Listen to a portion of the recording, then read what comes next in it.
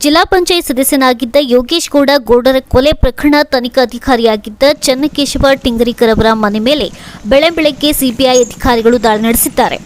ನಿರೀಕ್ಷಣಾ ಜಾಮೀನಿನ ಮೇಲೆ ಇದ್ದ ಟಿಂಗರಿಕರ್ ಅವರ ಜಾಮೀನು ಅವಧಿ ಮುಗಿದಿದ್ದು ಪುನಃ ಹೈಕೋರ್ಟ್ ಮೊರೆ ಹೋಗಿತ್ತು. ಆದರೆ ಅವರ ಅರ್ಜಿ ವಜಾಗೊಂಡ ಹಿನ್ನೆಲೆ ರವಿವಾರ ಬೆಳಗ್ಗೆ ಸಿಬಿಐ ಅಧಿಕಾರಿಗಳು ಬಂಧನ ಮಾಡಲು ಆಗಮಿಸಿದ್ದ ಸಂದರ್ಭದಲ್ಲಿ ಮನೆ ಹಿಂದಿನ ಬಾಗಿಲಿನಿಂದ ಎಸ್ಕೇಪ್ ಆಗಿದ್ದಾರೆ.